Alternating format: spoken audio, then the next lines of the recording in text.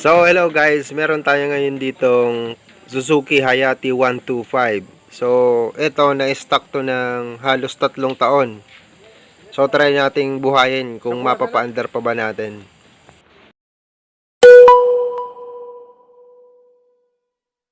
Like, comment, and subscribe. Yan mga tropa, kita nyo naman. Masyadong madumi yung kanyang CVT. Halatang napaglipasan na ng panahon. So, susubukan nating linisin yan kung gaano kalinis. Yan mga tropa, nag-stock up yung kanyang bushing.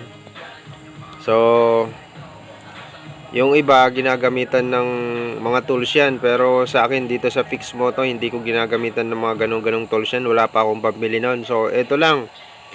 Ipipreheat lang muna natin mga tropa. Yan iinitan natin, tapos lagyan ng oil para yung oil pag nainit sisiksik siya sa loob.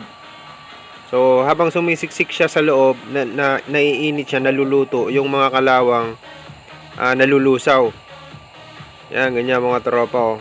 Ganyan ginagawa ko sa mga gantong issue na mga nag-stack up yung bushing. Yan, tapos pukpukin mo lang ng konti para matagtag yung mga kalawang. Alam naman natin yan, lusaw na yun sa sobrang init niyan, nalusaw na yung mga kalawang. So, madali na lang siyang pihitin. Matatanggal mo na siya.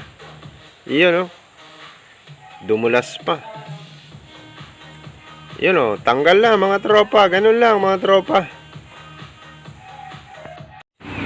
Yan, ito na nga mga tropa, na ayos na natin yung Hayate after how many years. Yan, umaandar na siya mga tropa.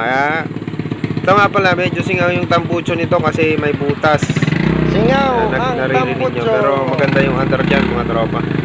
So dito lang yan mga tropa sa Fix Moto.